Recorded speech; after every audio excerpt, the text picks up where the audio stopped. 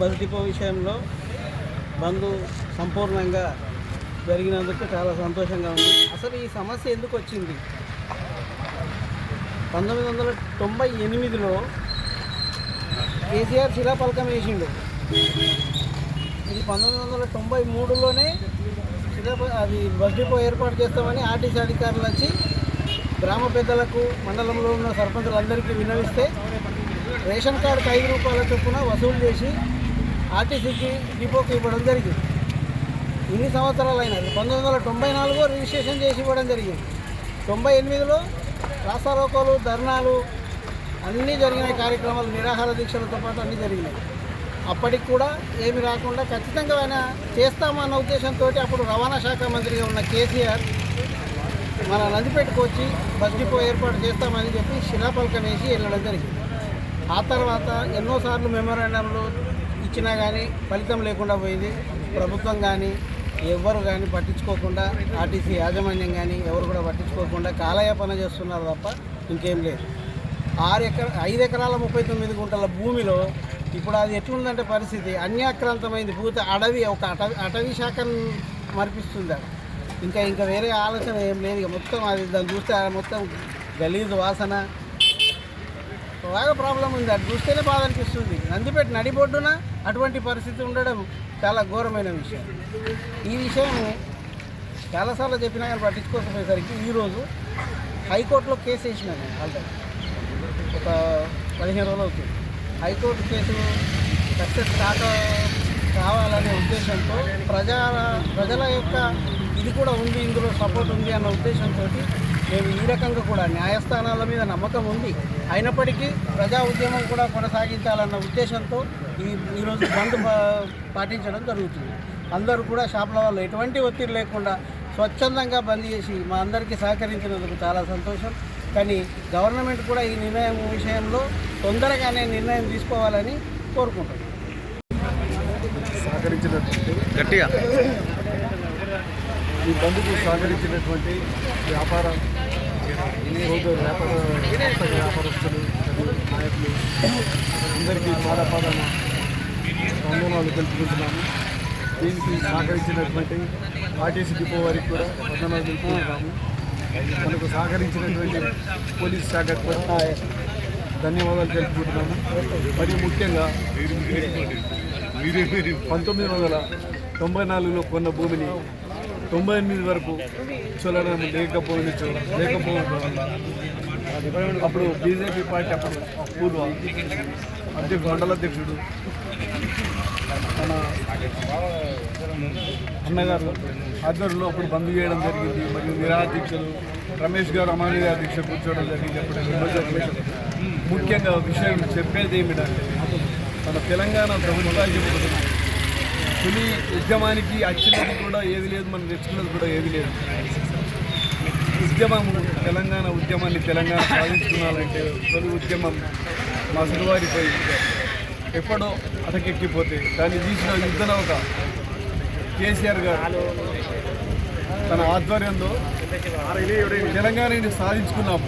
కానీ ఇక్కడ దౌర్భాగ్యమైన విషయం ఏమిటంటే 2 సార్లు తానే ముఖ్యమంత్రి అయి కూడా మన ఆర్టీసీ దాని మీద పట్టించుకోకపోవడం మన నందిపేట ప్రజలు చేసుకున్న దౌర్భాగ్యం.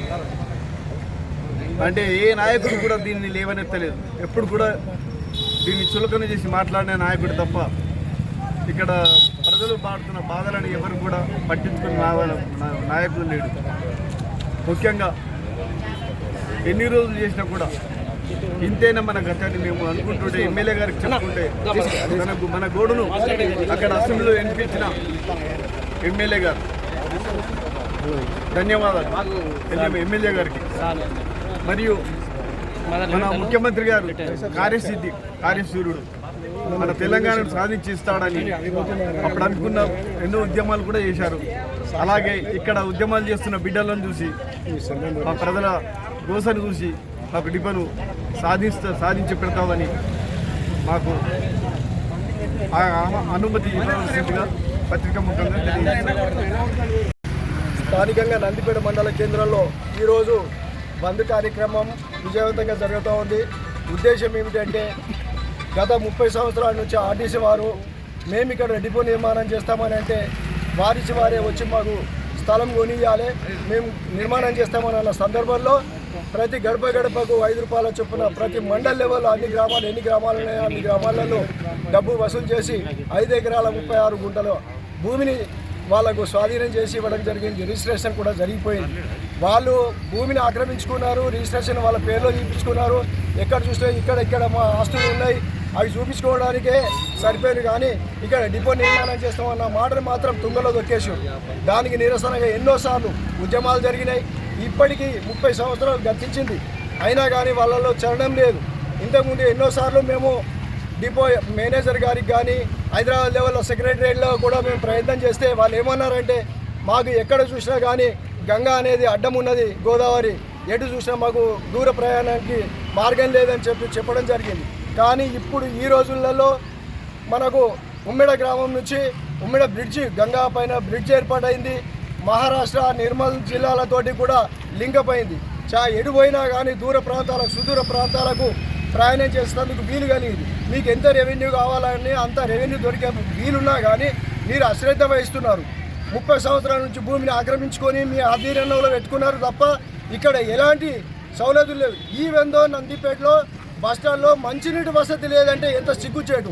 ఆర్టీసీ లెవెల్లో చూస్తే మా నందిపేట మండలంకు ఉన్న రెవెన్యూ ఏ మండలాన్ని చూపించినా మేము ఛాలెంజ్గా చెప్తున్నాం, ఎక్కడ కూడా మా అంత రెవెన్యూ ఎవరు ఇస్తలేము. కాబట్టి ప్రభుత్వానికి మేము విన్నవించేది ఏంటంటే ఆర్టీసీ వాళ్ళు పెడచోన పెడుతూ ఉన్నారు. ప్రభుత్వం దీనిలో కల్పించుకొని ఈ 30 సంవత్సరాల కళని నెరవేర్చాలంటే ఇక్కడ బస్ డిపో నిర్మాణం అనివార్యం. మళ్ళీ ఇక్కడ సుదూర ప్రాంతాలకు వెళ్ళాలంటే ఇక్కడ నుంచి బస్సు సౌకర్యం లేదు. ఎక్కడ ఆర్మూర్ వెళ్ళాలా, నిజామాబాద్ వెళ్ళాలా, హైదరాబాద్ వెళ్ళాలంటే ఏటో ఇట్లా దూర ప్రయాణాలు చేయాలంటే అతి కష్టంగా ఉంది. బిజినెస్కు చాలా కొన్ని 2 మండలాలు, ఇప్పుడు 2 మండలాలే కాకుండా మాగ్లూరు మండలం, నవిపేట మండలం, మళ్ళీ మా డొంకేశ్వర మండలం, ఆలూరు, ఇవన్నీ కూడా ఈ గ్రామాలకు ఈ మండలాలకు మా కేంద్ర బిందువుగా మా నందిపేట ఏర్పాటైంది.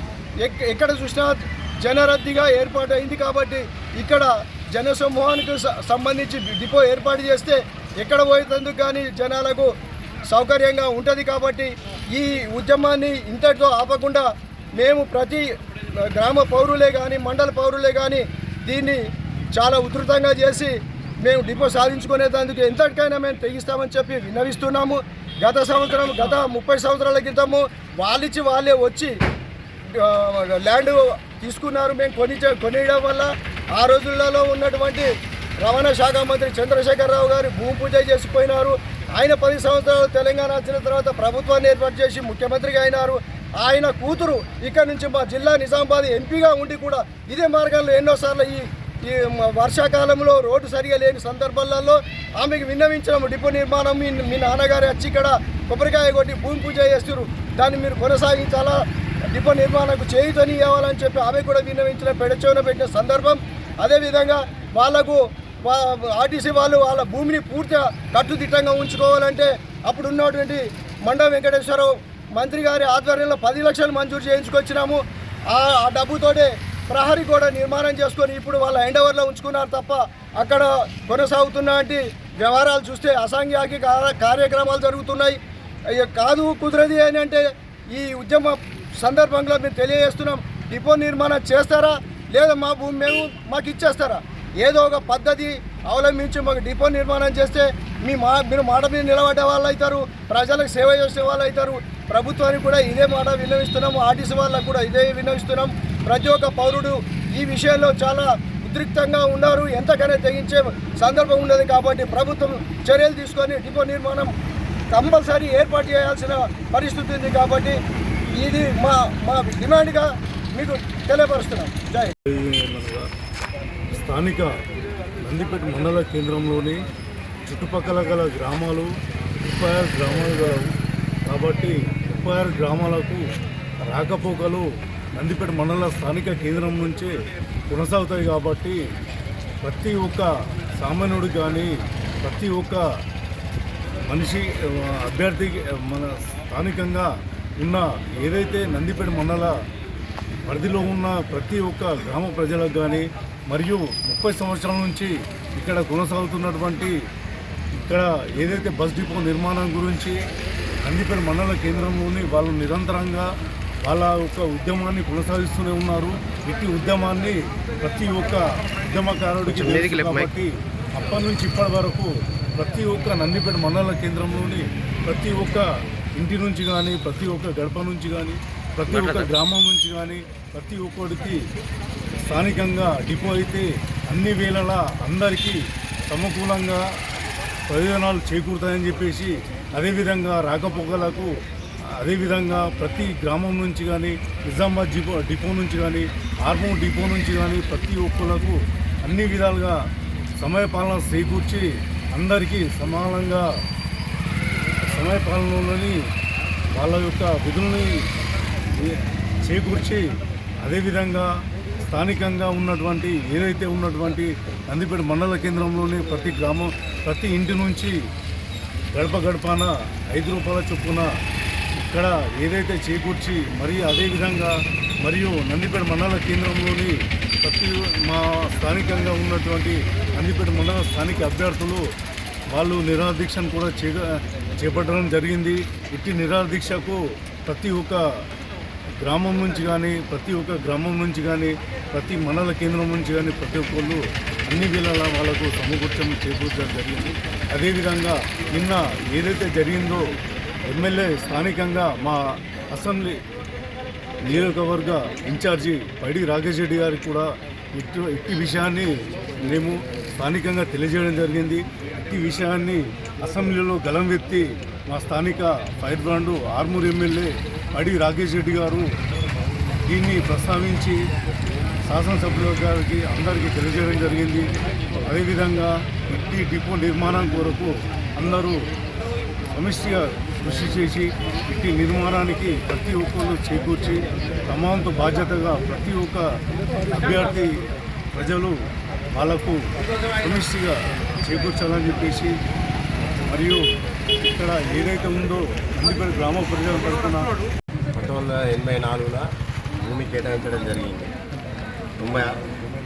94లో ఆ భూమి కేటాయించి ప్రతి రేషన్ కార్డు మీద 2 రూపాయల చొప్పున, చుట్టూ 2 రూపాయల చొప్పున వసూలు చేసి ఒక కార్డుకు 5 రూపాయల నుండి ఎంతమంది ఉంటే అంతమంది ఒక కార్డుకు 5 రూపాయల చొప్పున జమ చేసి ఈ 5 ఎకరాల 39 గుంటల భూమి ఇవ్వడం జరిగింది. దీనికి ఏంటంటే అప్పటి రవాణా శాఖ మంత్రిగా ఉన్నటువంటి కేసీఆర్ గారు ఈ భూమి పూజ కూడా చేయడం జరిగింది. దానికి ఒత్తిడిగా మేము భూమి తీసుకున్న నాటి నుండి ఇప్పటివరకు ఏం చేయలేకపోతే 98లో దీన్ని ఉద్యమం చేపట్టి అప్పుడు రాస్తారోకో ధర్నా 4 రోజులు ఆమరణ నిరాదీక్ష చేయడం జరిగింది. ఆ ఆమరణ నిరాదీక్షలో రాష్ట్రీయులకు నేను మరియు గ్రామ పెద్దలు అందరూ మరి ఇటువంటి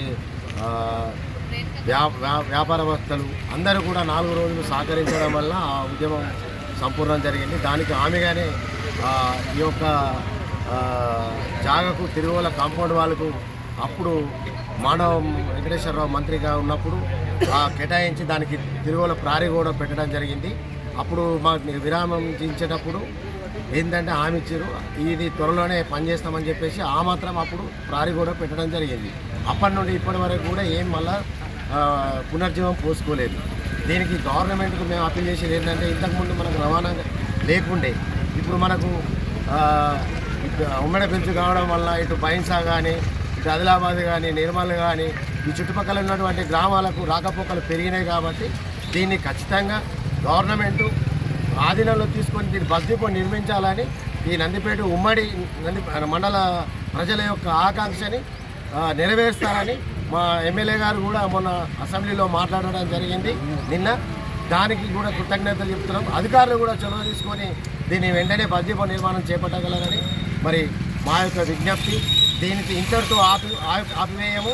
దీని తర్వాత కూడా వెంటనే ప్రతి రెండు మండలాలు ఉమ్మడి మండలాల్లో ప్రతి గ్రామ పంచాయతీ నుంచి సంతకాల సేకరణ, ప్రతి తీర్మానాన్ని మరి సంతకాల సేకరణ చేసి అసెంబ్లీకి పంపించి దీన్ని పెద్ద ఎత్తున ఉద్యమం చేస్తామని చెప్పి మరి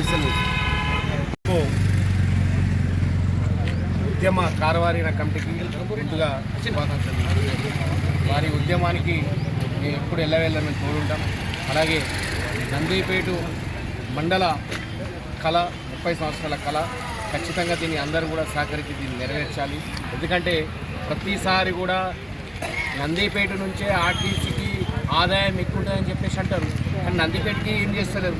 ఆ సీసీ కూడా చాలా రోజులు కూడా కొట్టడంగా సీసీ పడ్డది.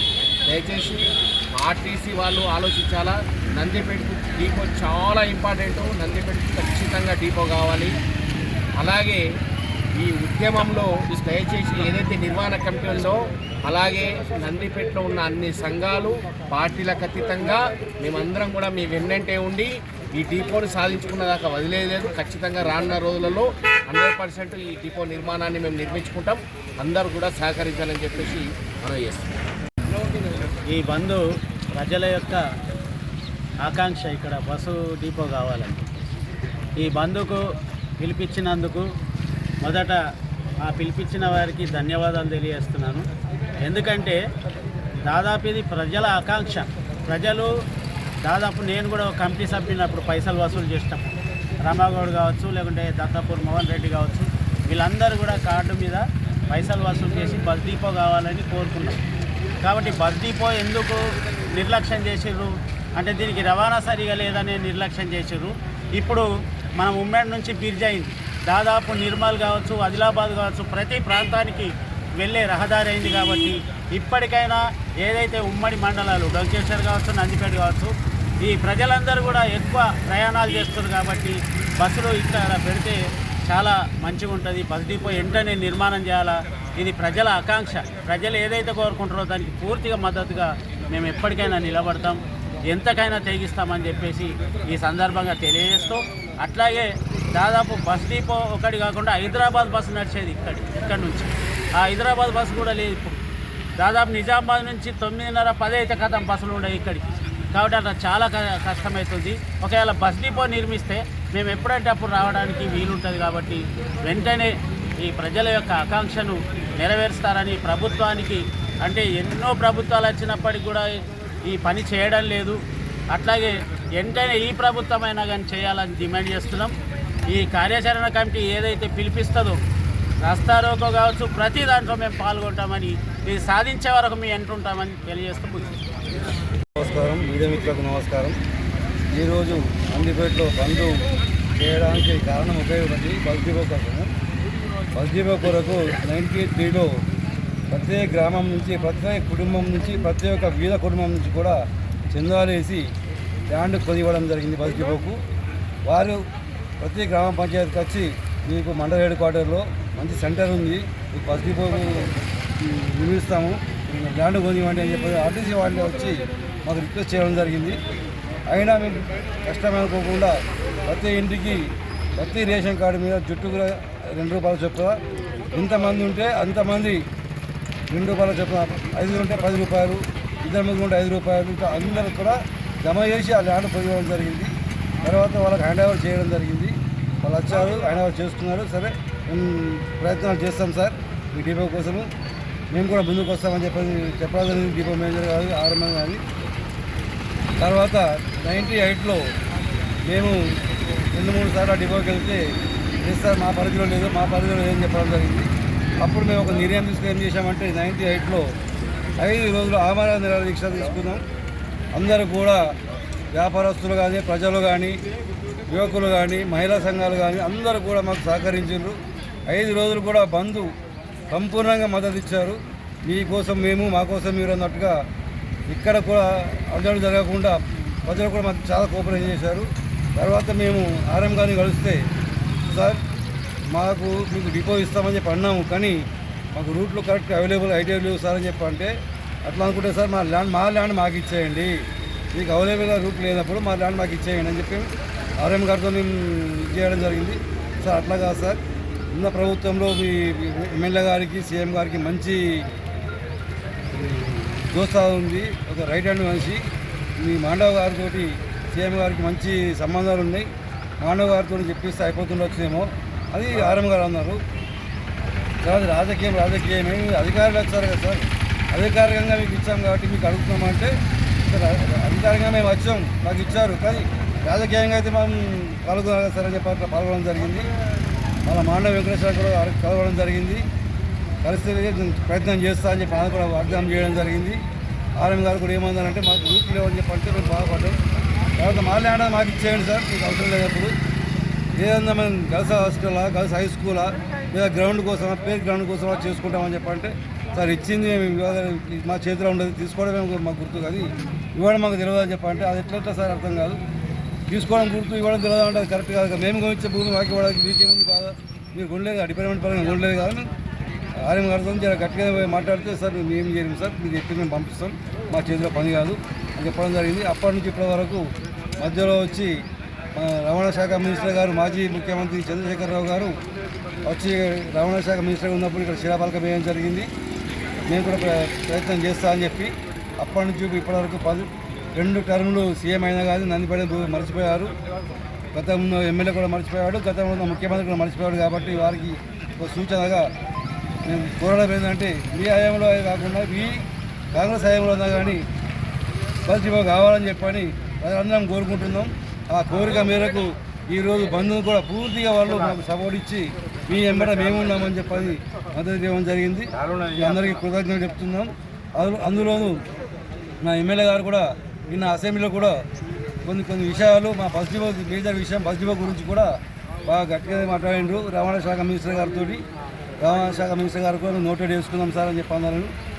నోటెడ్ చేసుకుంటున్నారు కానీ ఇప్పటి వరకు 10 సార్లు ఇవ్వడం జరిగింది. ఇప్పటివరకు ఏం లేదు సార్ అని చెప్పిన వరకు కూడా గట్టిగా చెప్పడం జరిగింది. దయచేసి ఎమ్మెల్యే గారు కూడా గట్టిగా ప్రయత్నం చేస్తున్నారు. ప్రజలు కూడా మనం గట్టిగా ప్రయత్నం చేసి ఎమ్మెల్యే గారికి కానీ మా బస్ డిపో కోసం అందరం కూడా సహకరించి ముందుకు వెళ్తే మా బస్ డిపో సాధించుకోగలుగుతాం.